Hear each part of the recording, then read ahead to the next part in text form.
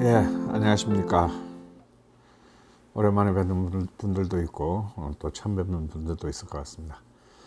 네, 11기 자팔명리학 심화반 이제 또 오늘부터 15주간 에 걸쳐 시작하겠습니다. 이제 뭐 여기 기초반을 쭉 다 들으신 분들은 이제 이미 기초반을 통해서 명리학에 대한 기본적인 개념들에 대한 어떤 이해들은 충분히 되셨을 거라고 생각합니다. 물론 충분히는 아닐 것 같고요. 이제 이 심화반을 통해서 이제 좀 이제 우리가 이론을 알고 있는 거하고 이제 이게 실전에 이제 적용하는 것은 사실상 비슷한 것 같지만 굉장히 다르죠. 예. 우리가 뭐 당구나 골프나 뭐 이런 것을 배울 때 어떻게 하면 잘 하는지는 알지만 실제로 자기는 그렇게 잘 안 되지 않습니까?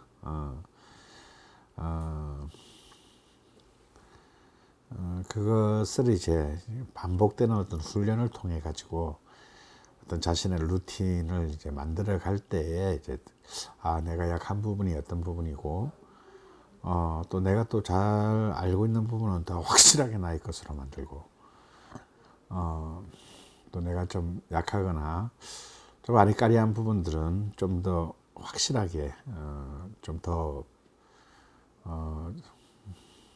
파내 가지고 그 문제들을 해결하는 이런 과정들이 필요하죠.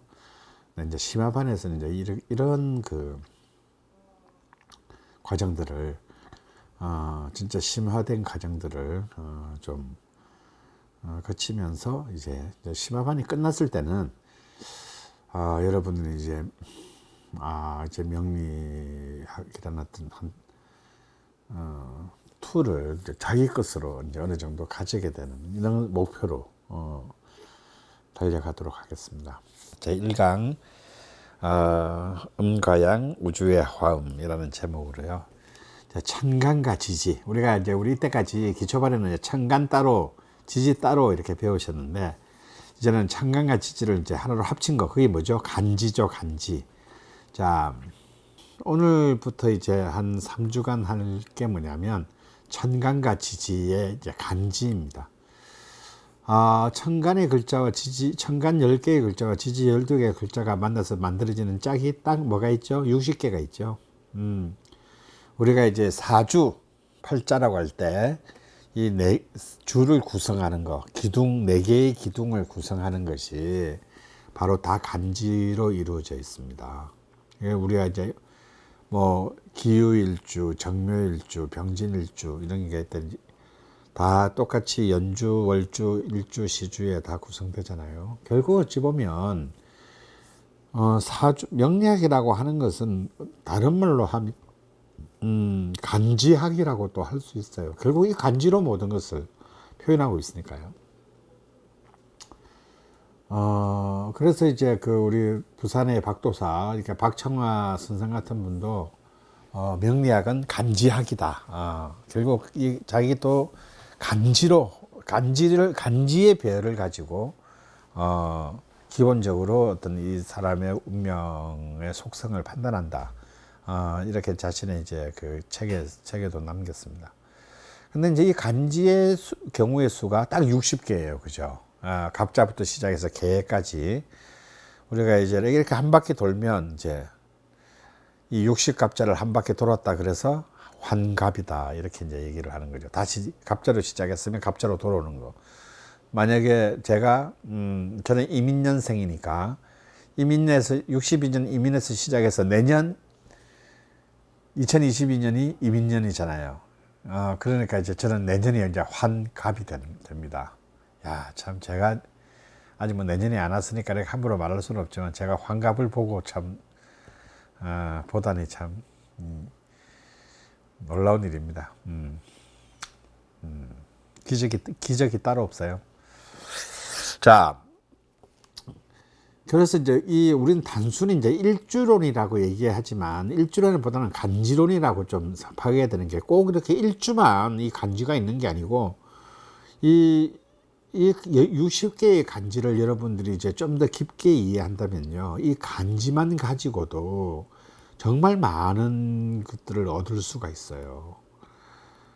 근데 물론 이제 경우의 수가 60개나 되기 때문에 한 번에 여러분이 모든 걸 다 파악하기란 결코 쉽지 않고 또 여러분이 이미 기초반에서 이미 경험하셨듯이 이게 합가충이라는 또 이 개념 때문에 또 수많은 화학적인 그 현상이 일어나게 된단 말이지. 그냥 이것이 이 A라는 간지, B라는 간지, C라는 간지, D라는 간지를 산술적으로 총합한다고 사조가 되는 게 아니고 이것들끼리 또 끊임없이 부딪히고 뭉치고 흩어지고 고립시키고 왕따시키고 하는 어떤 또 굉장히 또 다양한 어떤 입체적인 운동들을 하게 되니까 굉장히 사실은 이제 복잡하고 어렵긴 합니다만 그럼에도 불구하고 이 간지의 속성을 알고 이해하는 것과 모르고 이해하는 것 차이는 하늘과 땅 차이의 차이가 있다라는 겁니다. 그래서 이제 여러분들은 이제 우리가 60개의 간지를 한번 꼬박꼬박 다 보도록 하겠는데 아까 제가 잠깐 무신 똑같은 식신인데 무신과 아까 기유의 차이를 잠깐 말씀드렸잖아요. 이런 것들처럼 이렇게 간지를 통한 이해는 여러분들의 명리학을 좀 더 풍요롭고 또 실질적이고 실전적으로 이해를 하게 만드는 굉장히 많은 어떤 메리트가 있습니다. 그래서 이제 우리는 일단 기본적으로는 일주를 중심으로 사고하지만 이 일주에 해당하는 간지에 대한 해석들은 사실은 그게 연주에 있건 월주에 있건 시주에 있건 사실은 속성은 동일하게 작동한다는 사실을 감안하신다면 이 60개의 간지를 이해하는 것이 얼마나 중요한 것인 줄 알 수 있겠죠. 여러분들 그런 경험 없으세요? 제가 대학교를 갔을 때, 제가 81학번인데요. 81학번이 유독 더 셌어요. 그리고 물론 이제 그게 이제 재수한 사람, 삼수한 사람, 뭐 좀 1년 일찍 들어간 사람이 있어서 이렇게 전부 다 똑같은 해에 태어난 사람들은 아닌데. 근데 또 80학번은 또, 의외로 또 제 과의 경우인데요. 너무 선생님들이 많았어요. 그래서 오히려 자기 밑에 후배 학년들한테 늘 치여 지냈어.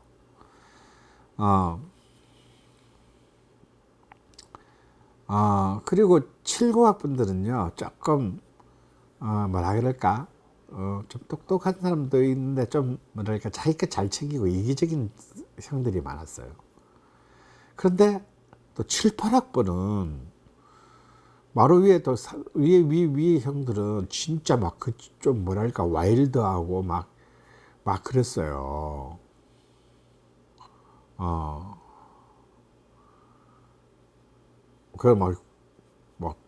그 반에 그 기수에 4분의 3이 빵에 가 있고, 뭐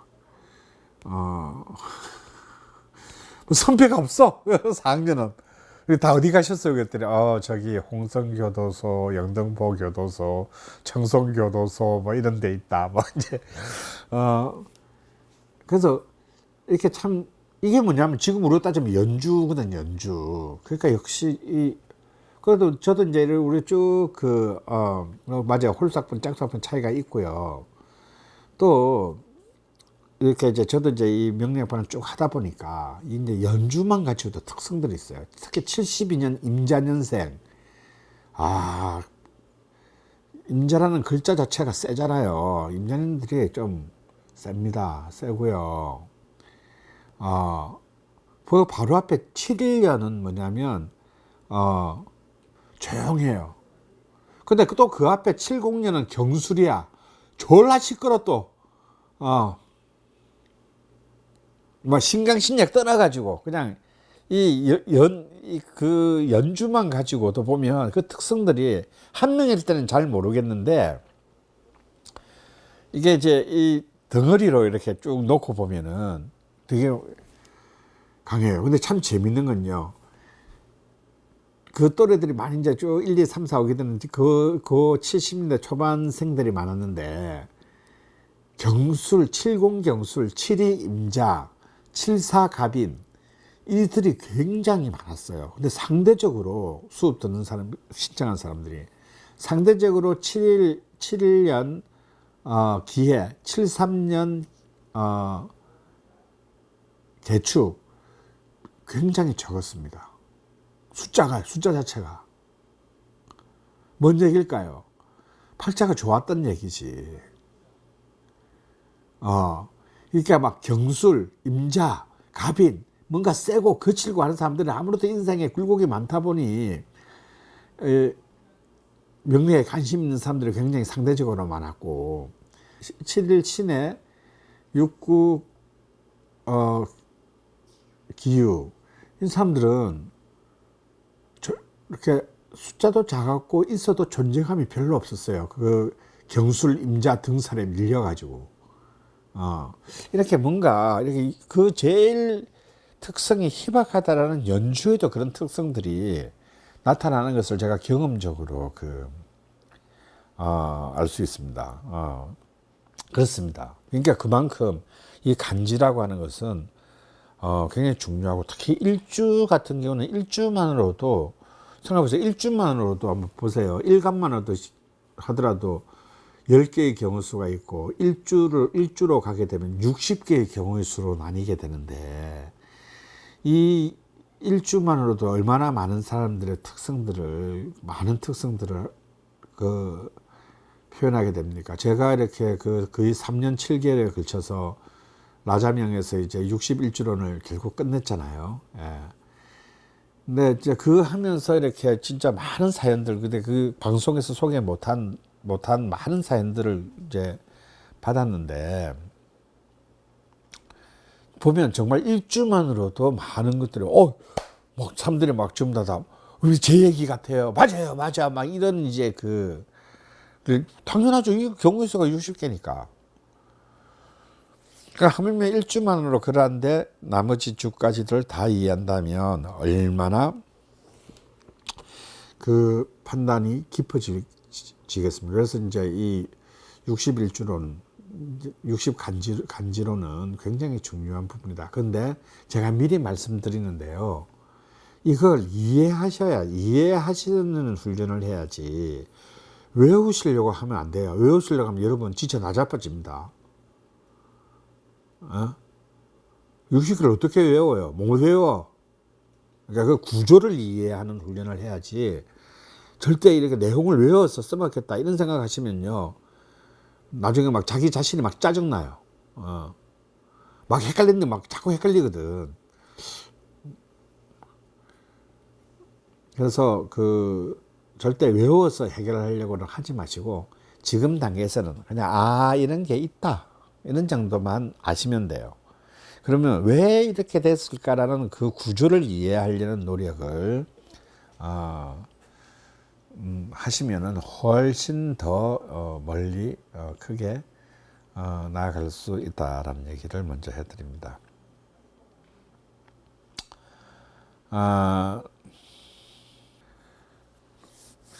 그리고 이제 이걸 또 두 번째 관점에서 또 간지하게 또 두 번째 관점은 어떤 거냐면 이런 거예요.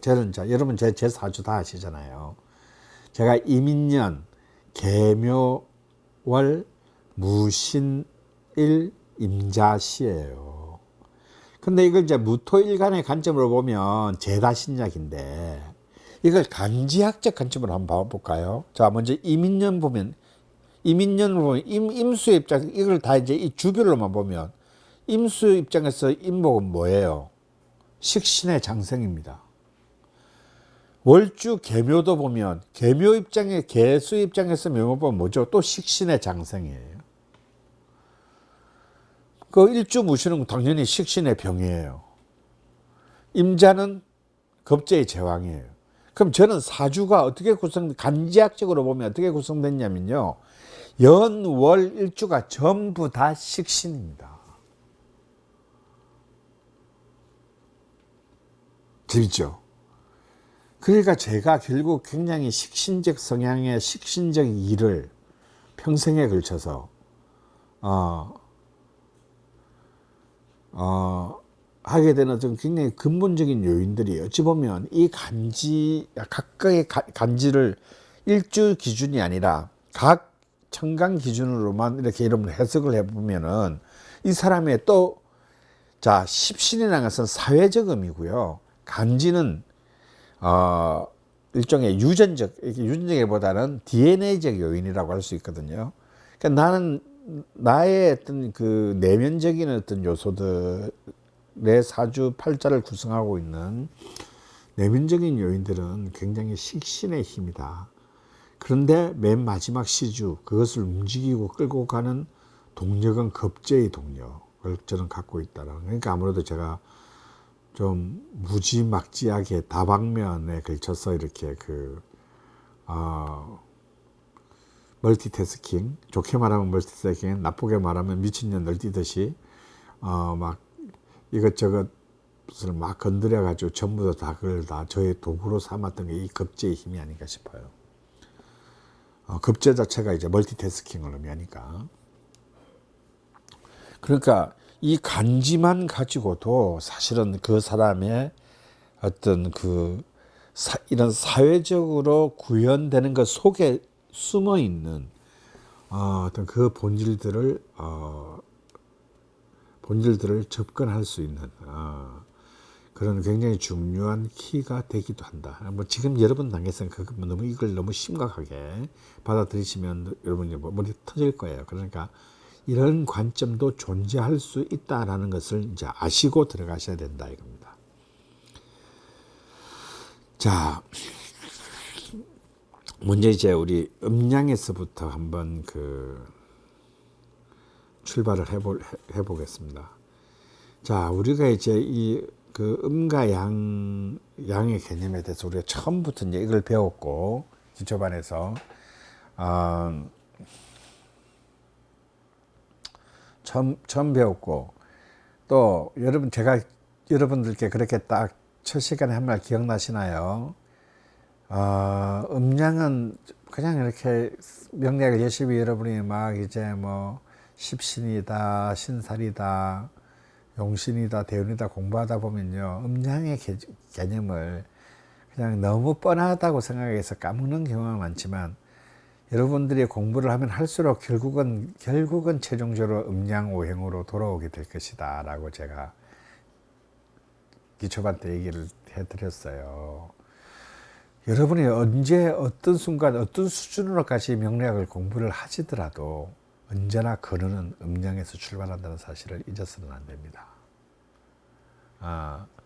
그래서 음과 양이 무엇을 의미하고 있는가는 이미 여러분들은 다 잘 알고 계실 거예요. 그럼 여기서 좀 제가 요약적으로 두 가지만 이제 요약 정리를 하자면요. 자, 동양의 음양론의 핵심이 뭐라 그랬어요? 왜 음양입니까? 왜 음양론에서 우리가 알아야 될 가장 핵심은 뭐라고 그랬죠? 변화와 운동이라고 했죠. 음과 양이 딱 고정적이고 절대적인 개념으로 서로 대립하는 개념이 아니고, 동양의 관점은 음이 양으로 변화하고 다시 양이 음으로 변화하는 개념이다라는 거예요. 그래서 음이기 때문에 양에 대한 갈증이 있고, 양이기 때문에 음에 대한 욕망이 있는 거예요.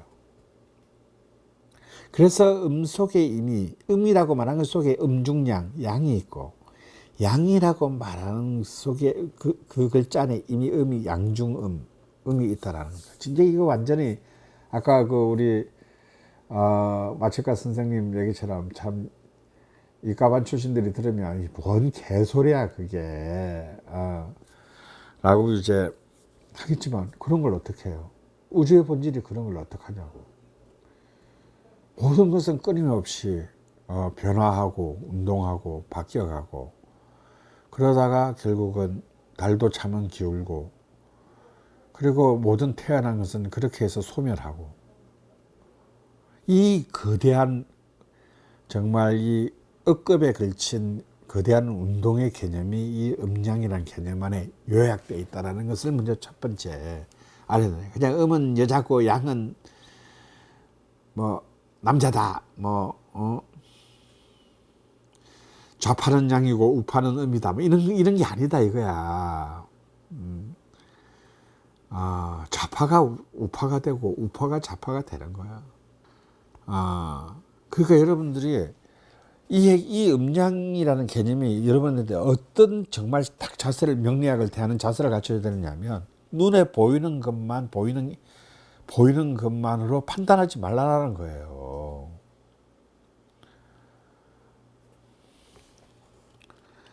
그리고 지금 현재 일어나고 있는 그 현재의 모습에 현재의 상황에 매몰되지 말라는 겁니다.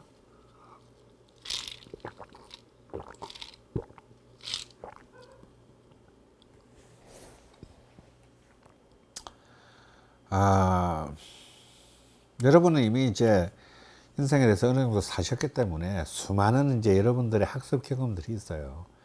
와, 진짜 쟤는 진짜 완전 대박이야 저런 애를 자식으로 둔 부모는 얼마나 행복할까 영원히 그냥 잘 나갈 것 같다라고 생각했던 애들이 꼴랑 20-30년 지나서 완전 쇠고랑 차고 감옥 가고 개새끼 소리 듣고 소새끼 소리 듣고 온 동네 우사 당하고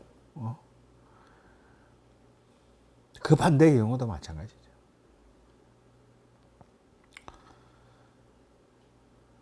그런 그 정말 상상을 초월하는 그 가능성의 여지의 운동을 이미 함축해서 설명하고 있는 것이 이 동양의 음양론이다라는 거예요.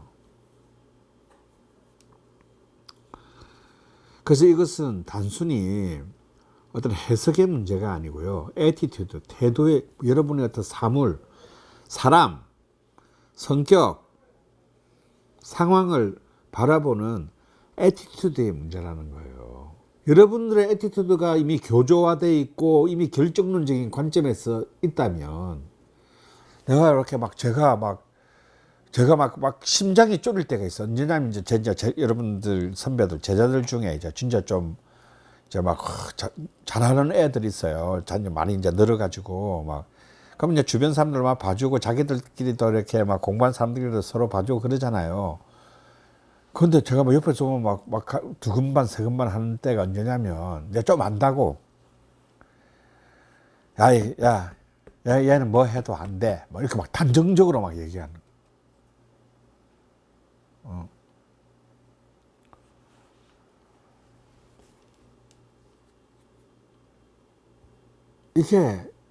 이게 어설픈 지식이 가져오는 가장 큰 비극입니다.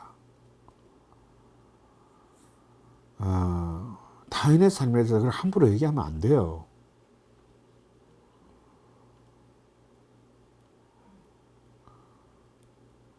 그 한 사람의 삶이라는 게 바로 이 거대한 우주의 그 정말 그 예측 불가능성을 다 담고 있는 하나의 작은 우주라는 사실을 한시라도 잊어서는 안 됩니다.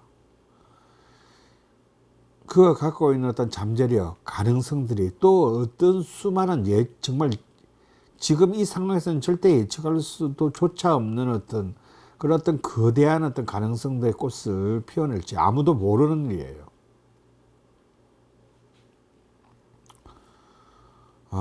우리는 그런 부분에서 굉장히 겸허해져야 되고, 그 요소들이 갖고 있는 그 글자 뒤에, 지금 현재의 상황 뒤에 숨어 있는 어떤 그 가능성들에 대해서 최대한의 어떤 경외심을 가지고 접근해야 합니다.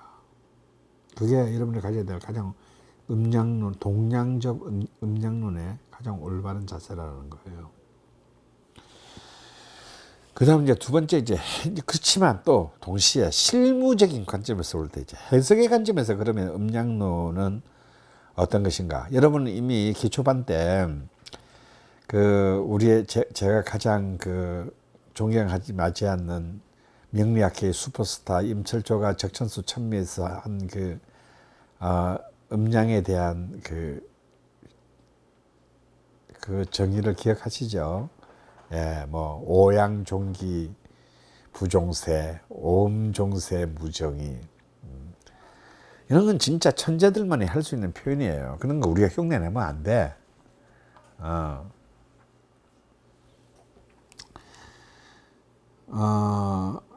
또 이걸 갖다가 이걸 너무 우리는 또 세속적으로 또만 또 해석하려고 든다.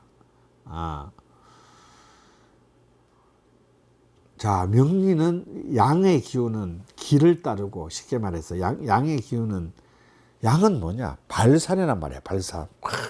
막 이렇게 크게 막 높이 넓게 막 마구마구 나가려고 발산의 기운입니다. 기를 따르죠. 기운을 따른다. 기세. 하지만 음은 수렴, 응축의 기능입니다. 자, 여러분, 여름에 나무를 한번 생각해 보세요. 나무는 여름에 녹으면 막 우거져가지고 막 진짜 보기 좋죠. 막 풍성한 가지와 막 가지와 잎들이 막 한데 그 열매는 아직 안 익었어. 배고프다 그거 따먹으면 배탈 나거나 막 써서 먹을 수가 없지. 아니, 외양은 완전 가오, 완전 죽이는데 막 진짜 막 활짝 폈어.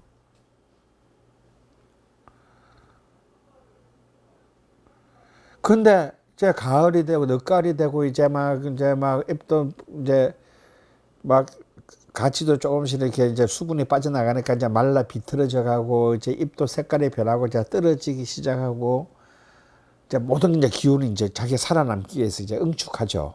하면서 이제 그때서야 이제 열매가 과실이 익는단 말이야.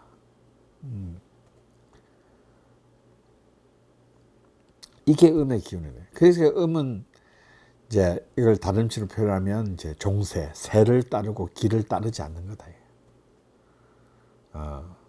근데 이것을 단순히 양은 허세만 부리고 실력은 없고, 음은 실속만 딱 챙기고 정도 어리도 없다, 이렇게 생각하시면 안 된다라는 거예요. 여러분이 이 임철초의 표현을 풍부하게 이해하기 위해서는 양의 기운은 발산의 기운이라는 것이고 음의 기운은 수렴의 기운이라는 그 발산의 운동과 수렴의 운동을 이해해야 한다. 이 뭔 얘기냐면, 자, 양의 기운이 있는 사람은 발산을 해줘야 된다라는 거야. 그게 허세든 뭐 그냥 실속 없는 행위든, 안 그러면 그 양의 기운은 꽃도 피지도 못해요. 그 세상에서 제일 보기 싫은 게 뭔지 아나? 양의 기운을 가진 사람이 풀 죽어 있는 거야. 주변 사람 눈치 보면서. 그러면 그 양의 기운은 뭐냐? 썩어요. 막 발산해야 되는 거. 그러다 보니까 아무래도 실속도 없고 사고도 치고 뭐 사람들하고 뭐 좀 트러블도 생기고 그렇게 하겠지. 근데 그게 양의 기운인 걸 어떻게 해? 그게 양의 본질인 걸. 그렇게 강렬한 에너지를 가지고 운동하면서 그렇게 깨어지고 손해보고 욕처먹고 탄핵당하고 이러면서 그 성장해 가는 게 양의 기운이라는 거야. 그런 양의 기운을 가진 애를 너는 꼭 의대를 가가지고 의사가 돼야 돼, 로스쿨을 가가지고 뭘 돼야 되는 좁은 들에 있던 실속에 현실에 틈새 가둘라 그러면 이제 애는 이제 17층에서 떨어지는 거예요.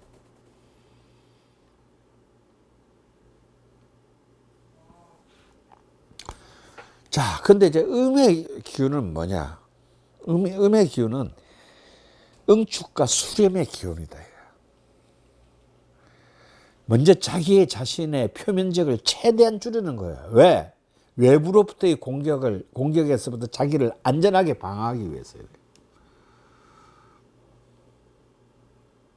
그래서 자기가 갖고 있는 것에서 아웃풋 퍼포먼스를 높이기 위해서입니다. 내가 수렴하는 것은 내가 이렇게 막 쫙 웅크린 거. 여러분 권투 옛날에 요즘 안 하는데 이제 권투 시합할 때 보면 막 상대방이 미친 듯이 공격할 때 어떻게 합니까? 완전히 몸을 이걸 크라우칭이라 그러죠. 완전히 팍 이렇게 몸을 최소화해 가지고 그 공격을 맞는 걸 최소화하는 게 맞잖아. 거기서 권투 못하는 놈 막 겁나니까 막 이렇게 때리려고 하다가 뒤지게 맞고 KO 된다. 그 상대방이 맹렬히 공격할 때는 그 공격에 대한 피해를 최소화하는 수비의 전술이 굉장히 중요한 거예요.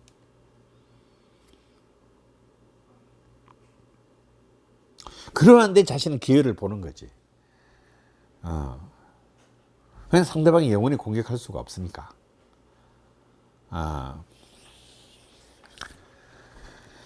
그래서 그러면 음의 기운은 뭐냐?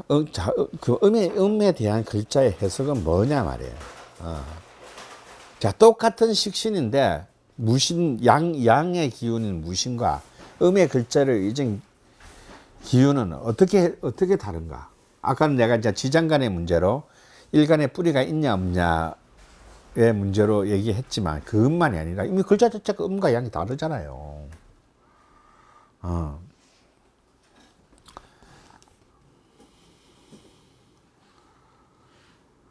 무신이 기유처럼 살게 되면 어떻게 되냐면 자기가 갖고 있는 발산을 하지 못한 발산의 에너지를 한 번도 써보지 못하고 정말 볼품없이 볼품없이 이 맛도 저 맛도 아닌 맛으로 끝나게 될 거예요. 기유가 너무 막 이것저것 여러 것에 대해서 막 나대기 시작하는 수렴에 있던 그 본질을 버리고 그 반대에 있던 에너지를 쓰고 가게 된다면 어떻게 되겠어요? 아무런 결과가 없겠지. 아무런 실익이 없게 되겠지. 그리고 일단 본인이 그걸 못 견뎌요. 자기는 음의 기운이니까.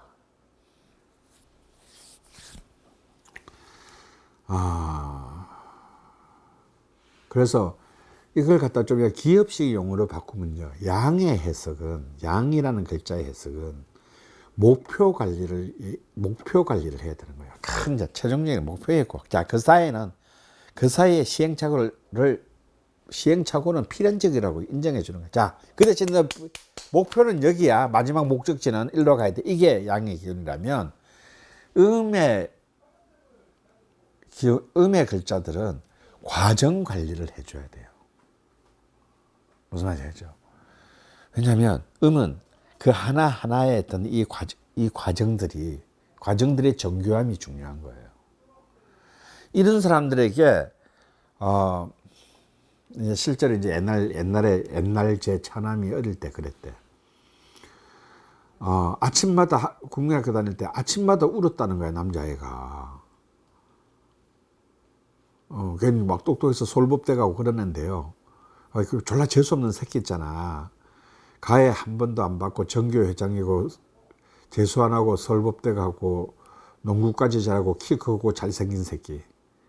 그리고 친구들하고 사이도 너무 좋아. 막 진짜 죽이고 싶어. 막 진짜 완전 재수없는 놈이지. 근데 지가 재수없다는 걸 또 몰라. 이게 사람을 더 미치게 해. 근데 걔가 이제 초딩 다닐 때 이제 내 전 마누라 얘기를 들어보면 아침마다 울었다는 거야.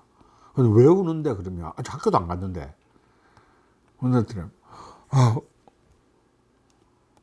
뭔가 빠뜨린 게 있을 것 같아. 뭔가 내가 모르고 숙제를 안 한 게 있을 것 같아. 뭔가 준비물을 하나 못 챙긴 게 있을 것 같아. 그 걱정 때문에 매일 아침마다 오는 거야. 사실은 아무것도 놓친 게 없는데도. 그럼 이런 애들은 어떻게 해줘야 되겠어요? 이런 애들을 목표 관리하면 되겠습니까? 안 되겠죠. 철저하게 디테일하게. 이거 체크, A 체크, B, C, D 체크. 야, 문제 없어. 자, 이제 학교 가. 이렇게 해줘야겠지. 근데 그 친구가 개사일주의 화재성 전황이에요. 완전히 음의 기운의 모든 것을 이제 보여주는 이제 것이었지.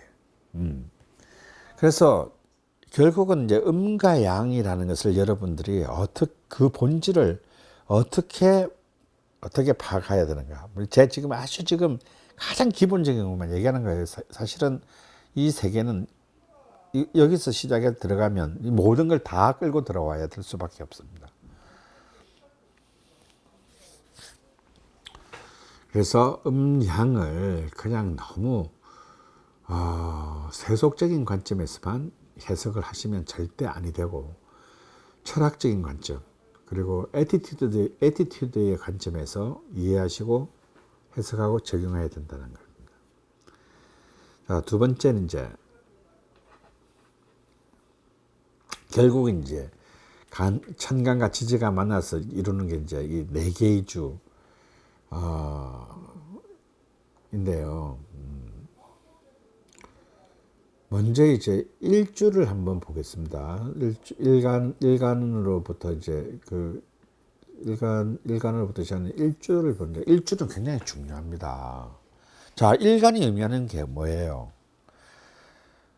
자, 일간에서 이미 음양이 이제 결정되겠죠. 무토냐, 기토냐, 간목이냐, 을목이냐.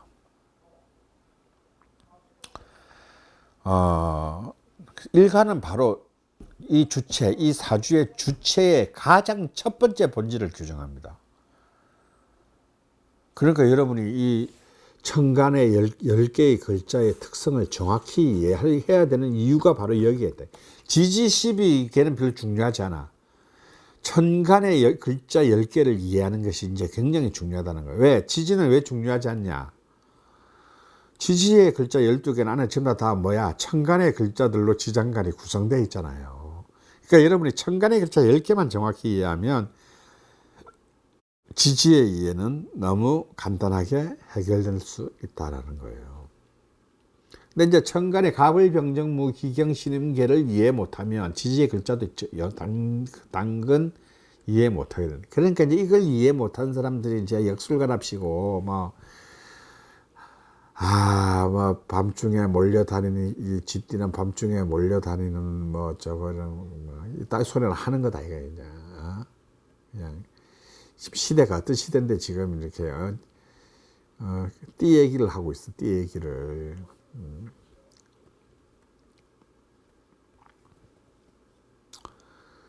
자, 그래서 사실은 일간 하나만 여러분이 천간 10개의 글자만 이해해도, 일간만 거쳐도 10개의 범주가 생긴 인간의 음과 음 글자 5개, 양 글자 5개씩에, 그리고 이제 5개 오행이죠. 각각 오행별 음과 양의 10개, 5개씩 10개의 짝이 유형이 만들어지는 겁니다. 그러니까 이게 굉장히 중요한 글자겠죠. 그리고 바로 자, 일간이 양이면 일지도 당연히 양이 되겠지. 그죠? 음과 양이 세트로 가는 경우는 거의 없어요. 언제나 지지의 전기는 그 위에 간지랑 똑같이 가게 돼 있습니다. 근데 예를 들어서 이제 갑자 같은 경우 이제 한번 보시면 전기가 개수야, 음이야. 그래서 자수와 개수, 여러분 이제 기억나시나요? 자수와 개수, 다음에 오화와 사화는 이걸 이제 전문적인 용어로 하면 음양의 체와 용이 다르다 이렇게 표현합니다. 본질과 쓰임이 음양이 뒤집어져 있다라는 뜻입니다. 그래서 갑을 같은 경우는 그러니까 예를 들어서 이렇게 보십시다. 목의 경우 지지인묘는 이는 갑목이고 전기가, 묘는 을목이죠. 그러니까 이제 음양이 딱 정해졌고, 특히 이 간목 같은 경우는 뭡니까? 무병갑이잖아요. 임목 같은 경우는 무병갑. 지장간이 다양하게 글자로 이루어져 있으니까 이거는 전부 다 무조건 100% 양이지. 근데 묘목은 달라요. 지장간이 약 3대 7 비율로 간목과 을목이 있어요. 그러니까 을목은 100% 음목인데 묘목을 음목이다라고 얘기하는 것은 사실은 어폐가 있습니다. 30%는 간목의 요소가 있거든요.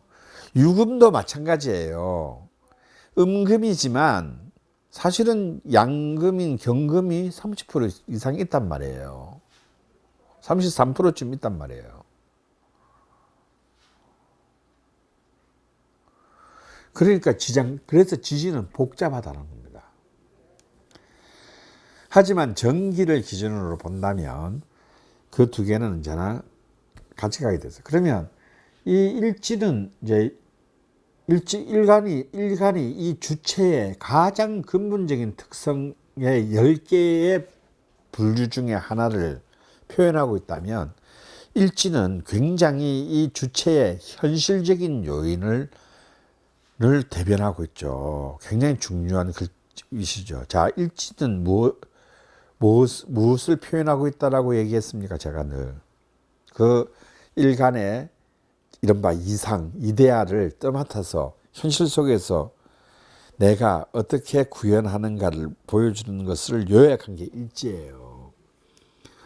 일지의 자리는 첫 번째는 무슨 자리다? 일지가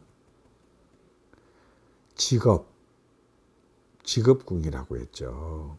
내가 뭘로 한 명의 독립된 인간으로, 독립된 개체로 살아가는 양상, 그게 뭐냐? 직업이다 말이야.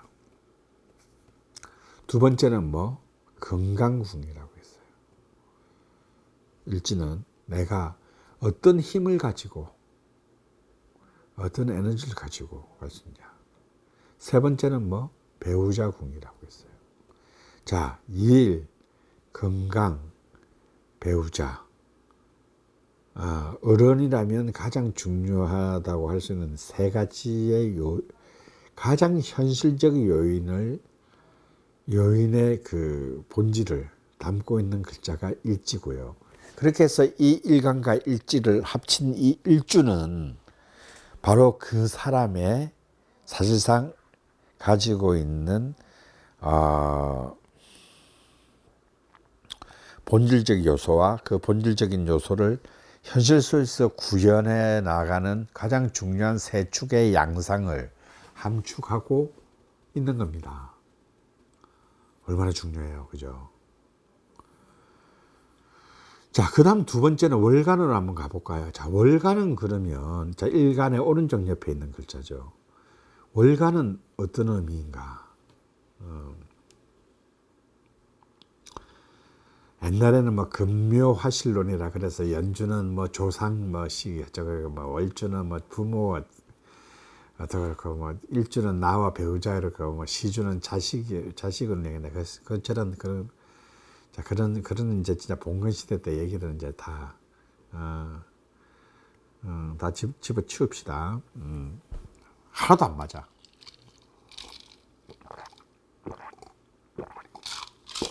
아직도 이 근묘화실론으로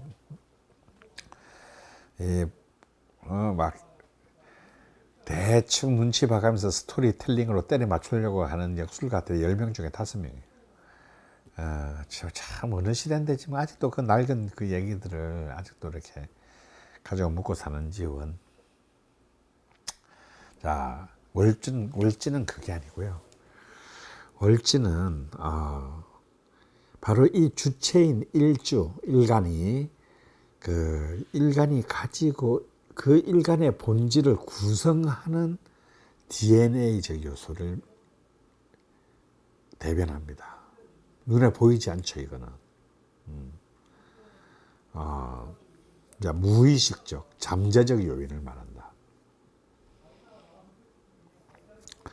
그래서 이제 그 월간 밑에 있는 월지는 그것의 현실화된 곳, 다시 말해서 그 사람의 무엇이 잠재적 경향의 그 사령부가 됩니다. 월지가.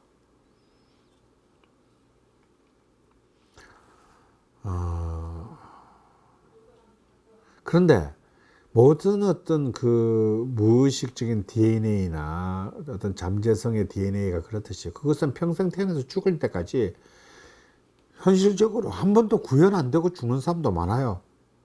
내가 어떤 잠재성과 어떤 그 무의식을 갖고 있는지 자각하지 못하고 죽는 사람 많아요. 여러분들도 특히 이제 자식을 키워본 사람이면 더 잘 아실 것이고요. 뭐 굳이 자식이 없다 하더라도 좀 어느 정도 인생에 짬밥만 있으면 알 수 있는 게 있죠. 어떤 사람을 오랫동안 봤을 때, 어느 순간 내가 알아왔던 제가 아니야. 그런 호러 무비 같은 섬찟한 순간들이 우리 인생에 꼭 있잖아요. 사실은 본인 자신에 대해서도 똑같아. 내가 나를 제일 잘 알 것 같지만,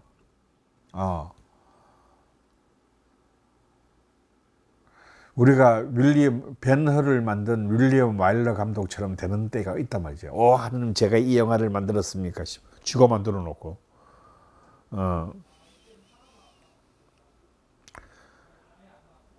내 자신조차도 그걸 갖다가, 나한테 이런 게 있었어? 내가 이런 놈이었어? 그래서 사실은 그렇게 지적으로 굉장히 무장되고 훈련된 사람들조차도 자기 자신이 갖고 있는 잠재력과 본질들을 전혀 이해하지 못할 수 있습니다. 평생을 공부만 하고 책상에서 공부만 하고 막 논문 쓰고 학자 되고 교수가 하던데요. 어떤 사람은 50이 넘어서 막 갑자기 막 투기, 부동산 막 이런 데서 막 완전히 대박을 내는 내 친구가 한 명 있어요. 그래서 그런 쪽은 관심도 없었고, 그런데 관심을 가진 사람을 굉장히 비난하고 그러던 사람이에요. 근데 내가 볼 때 이 새끼는 타고난 투기꾼이야. 50 넘어서 보니까 거의 뭐 천재. 그게 뭐 교수 월급 몇 푼이나 돼요. 굉장히 힘들게 살았지 사실은 오랜 기간 동안. 근데 한 꼬치들이 완전히 이게 뭐냐면 이게 어떤 시점에, 이게 이제 대운이나 이런 거에 상호관계겠죠. 어느 시점에 자기조차도 알지 못했던 자기 내면의 어떤 포텐셜이 그냥 폭발하고 나온 겁니다.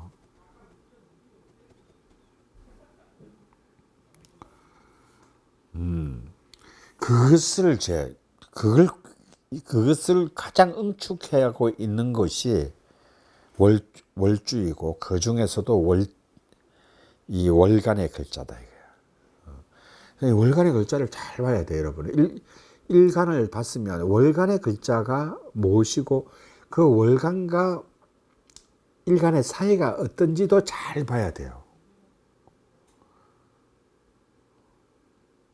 그리고 그 월간의 그 포텐셜이 이제 구체적으로 현실화되어 가는 양상들을 다 포괄하고 있는 자리가 월지예요. 지지는 현실의 영역이니까요. 구체화의 영역이니까요. 자, 가령 이제 저는 일간이 무토입니다. 저는 월간이 개수예요.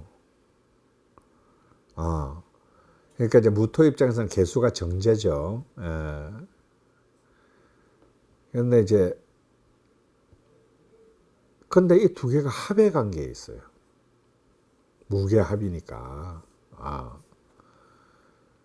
그래서 저는 어찌 보면은 이 개수의 존재가, 이거 가지고 제가 사실 지산하고 많은 토론을 했어요. 많은 토론을 해가지고 아직 결론은 안 났는데, 저는 이 개수의 영역이 저의 이제 이런 포텐셜의 영역인 겁니다. 그럼 개수는 뭐죠?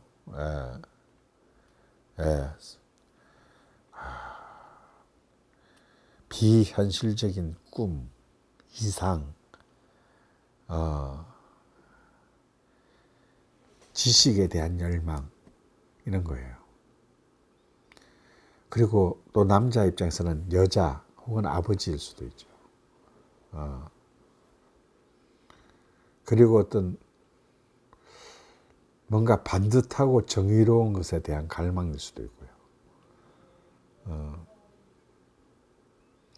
이게 무토하고는 잘 안 어울리는 글자야. 그러니까 무토가 토국수니까 막 이렇게 밟으려고 하는데, 다행히 이 둘은 또 사실 알고 보니 사랑하는 사이네. 합의 관계다. 그래 더 놀라운 것은 이 무토와 계소가 합을 해서 합하는 되지는 못하지만 합을 해서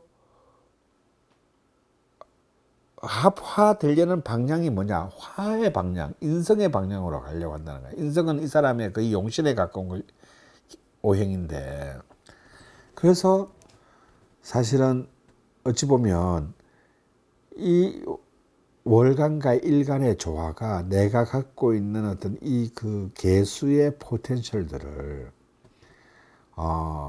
무토가 합을 해서 끌고 옴으로써 이 무토에게 가장 유용한 화해, 무토를 일간을 생해주는 화해의 기운을까지로 이렇게 성화시키고 있는 것이 아닌가라는 이런 관점에서 보는 겁니다. 어떤 사람들 보면요, 이 월지를 중심으로 하는 오른쪽 4개와 일간을 중심으로 하는 왼쪽 4개가 오행이 완전히 반대인 사람입니다. 이쪽은 전부 금수고 이쪽은 반대쪽은 완전히 목화인 거예요. 이런 경우는 뭐냐면 포텐셜의 영역과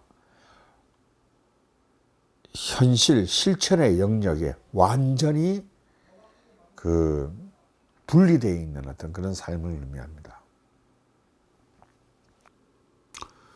자, 세 번째로 이제 시간인데요. 저는 이제 여러분 이미 이제 다 느끼시겠지만 저는 시주를 굉장히 상대적으로 시주를 굉장히 중요시하는 사람입니다. 그래서 저 태어난 날짜라는데 시는 모르겠는데 하면 저는 뭐 별 사주 볼 필요 없다 이렇게 얘기하는 정도입니다. 시주가 없는 삶은 이거는 아무 의미가 없거든요. 시주는 굉장히 왜 지금 현대에서 중요하냐? 옛날에는 별로 안 중요할 수 있었어요. 현대 왜 중요하냐면 현대는 이전처럼 삶의 예측 가능성이 너무 낮은 시대예요. 이전 시대에 비해서. 다시 말해서 예측 불가능성이 이른바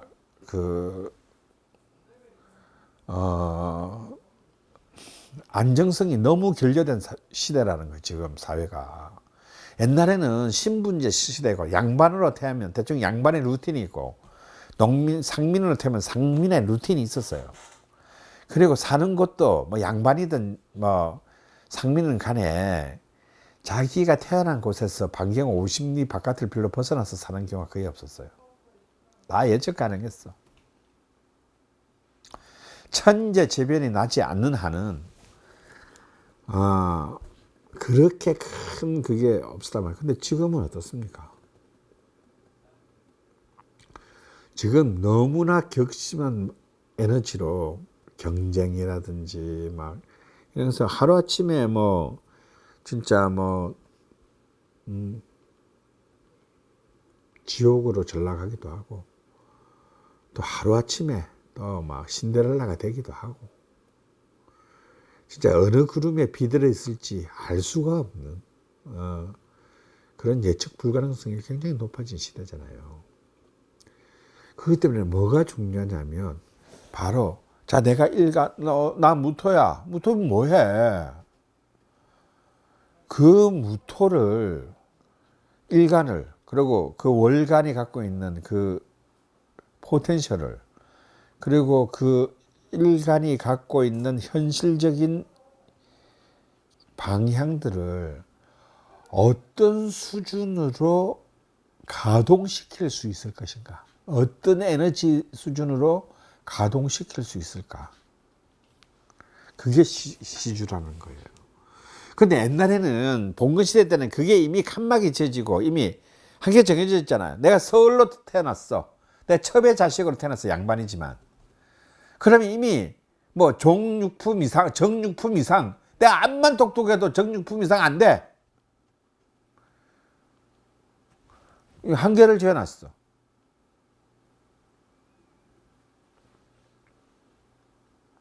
그게 예측 가능한 거지.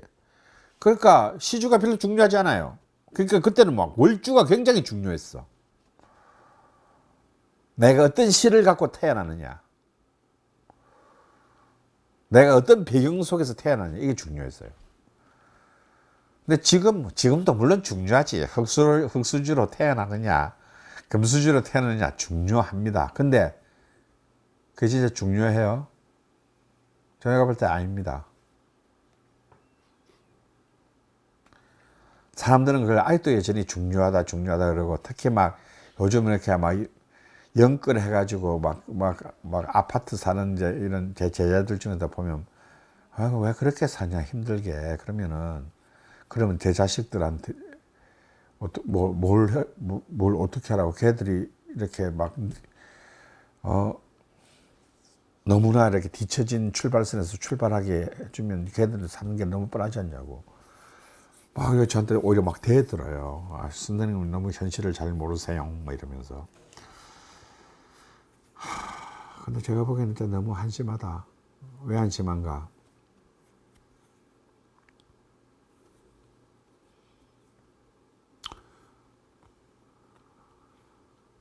그렇게 스펙 따지고, 출신 학교 따지고, 직업 따지는 거, 그래, 그 눈에 보이는 것까지 굉장히 중요하지. 근데 거기서의 이 사람이 놓치고 있는 게 뭡니까? 그럼 그 사람 행복해?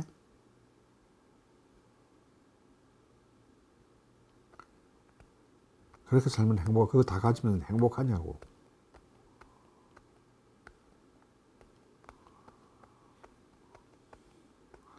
그런데 이제 대부분의 많은 사람들은 내가 그런 스펙을, 그런 재물을, 그런 지위를, 그런 권력을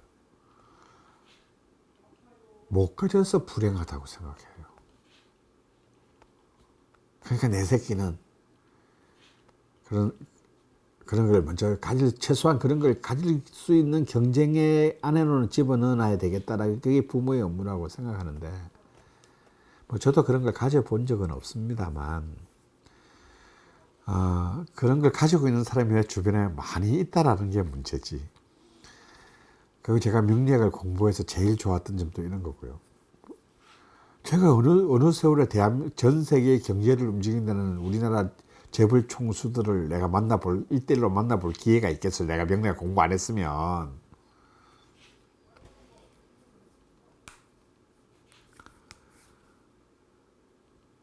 그런데 내가 보기엔 그 사람들 별로 행복하지가 않아요.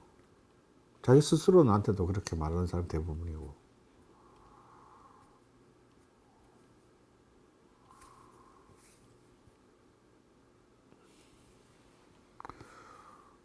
뭐 제가 지금 그리에 이른바 뭐 측근은 아니지만 그래도 뭐 지금 현재는 유력한 대선 후보에 이제 가주 옆에서 이렇게 제가 만 3년을 일했는데 별로 부럽지 않습니다.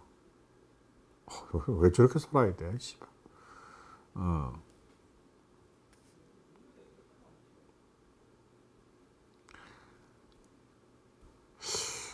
사람들은 행복해하다는 느낌을 못 받았거든.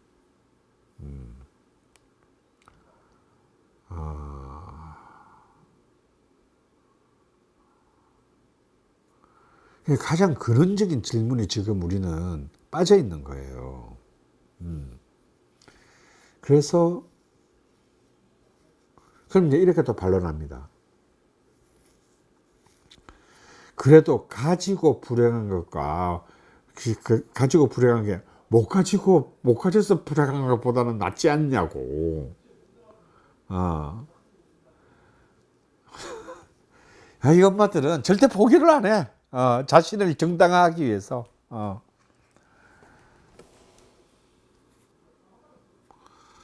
이런 생각에 우리가 사로잡혀 있는 한 우리가 아무리 전 세계를 선도하는 글로벌 리딩 국가가 되어도요, 우리나라의 구성원들의 행복지수는 절대 50위 안으로 들어올 수 없습니다.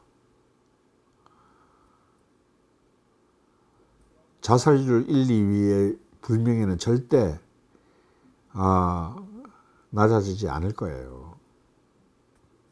근데 그럼 이제 덴마크 같은 나라들하고 우리하고 차이가 딱 결정적으로 뭐냐라는 거예요. 딱 한 가지예요. 삶의 가치를 어디에 두느냐가 다른 것 뿐입니다. 거기는 개인의 행복이 삶의 가치의 1번이에요. 그렇기 때문에 어떤 틀을 만들고 규제를 만들고 경쟁의 틀을 만드는 것 자체를 어릴 때부터 그런 교육을 시키지를 않아요. 그리고 어떤 직업적 우열, 차별, 어떤 가치의 서열화. 그러니까 이 가치 서열은 중요하죠. 우리는 좀 학교부터 줄 세우잖아요. 자, 서울대, 연대, 고대 뭐 이런 식으로. 그러니까 이런 것부터 직업의 서열화 이런 걸 설정하지 않습니다. 그 차이예요. 어떤 것이 가장 중요한 가치로 두느냐.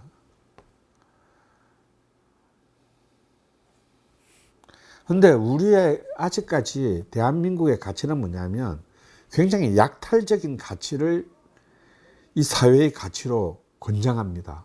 씨발 남이야 어찌되든 말든 내 옆에 있는 놈 짓밟고 남이야 뭐 굶어 죽든 뭐 말든 길바닥에 쫓겨나간 말건 나만 잘 살면 된다. 이 가치를 지금 우리 사회가 여러분들에게 우리 애들한테 강요하고 있는 거 아니에요? 딱 이 차이뿐이에요. 이제 덴마크랑 우리랑 1인당 GDP 차이가 이제 얼마 안 나요. 이제 우리도 이제 3만 불 시대 들어왔기 때문에 옛날에야 뭐 2배, 3배 났지만 별 차이 안 나. 그럼 뭐 산업 우리가 낫지.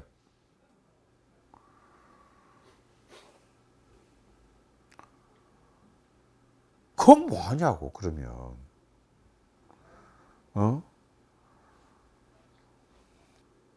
제가 시간의 가치를 그래서 자꾸 이제 제가 시간의 가치를 이렇게 의미를 둔다는 건 자꾸 이걸 갖다가 자꾸 세속적인 성공의 에너지로만 사람들이 받아들이려고 해.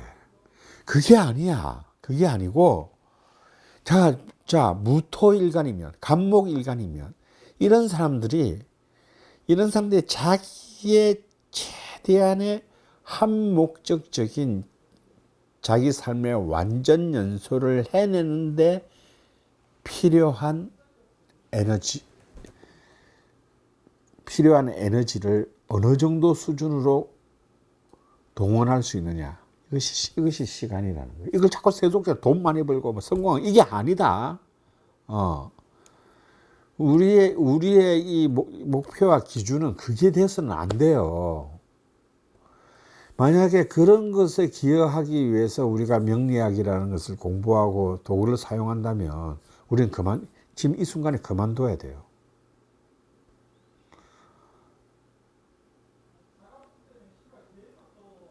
인간을 더 불행하게 만드는데 도움이 될 학문을 했으면 뭐합니까?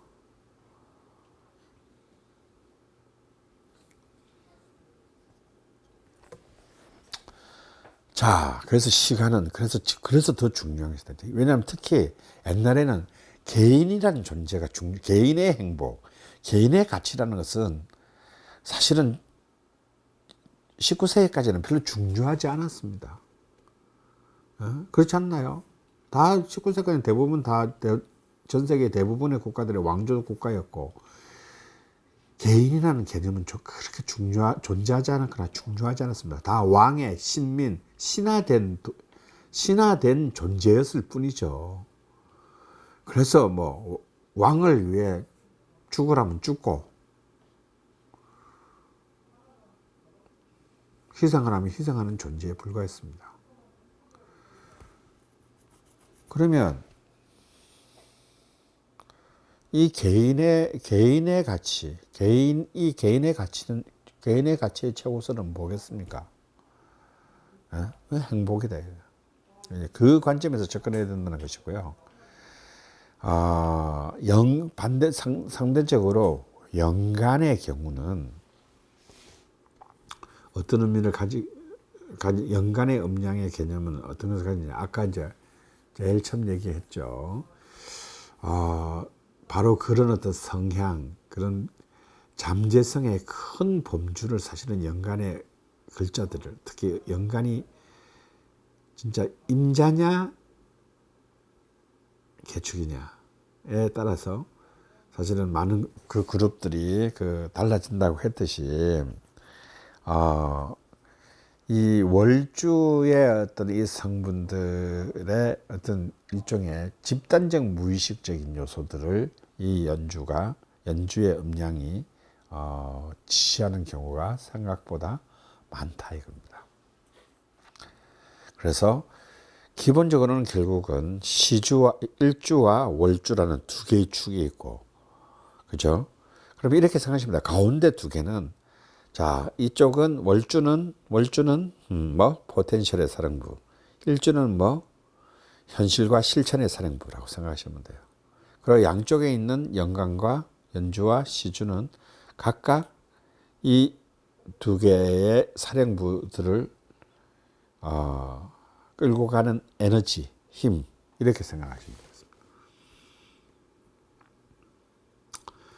그래서 음과 양이 사실상 이 각 네 개의 주에서도 조화를 이룬다는 것이 왜 중요하냐. 이것도 옛날에는 이제 이 사주가 음과 양이 또 균형을 맞추는 것을 굉장히 중요하게 생각을 했습니다. 왜냐하면 균형과 조화야말로 이제 이 음양오행론에 있어서의 가장 궁극적인 모델이었기 때문이죠. 근데 이 부분에 대해서는 좀 이제, 그렇지만 또 현대는 또 전혀 다른 관점으로 우리가 새롭게 또 봐야 되는데요. 이 부분에 대한 얘기부터는 오늘 시간이 많이 지체되었으므로 다음 시간에 계속해서 하도록 하겠습니다. 오늘 다들 이렇게 이제 오랜만에 3주 만에 뵙는 분들도 있고 또 새롭게 뵙는 분들도 있고요. 대단히 반갑습니다. 자, 다음 주 목요일 날 다시 7시에 뵙도록 하겠습니다. 수고하셨습니다.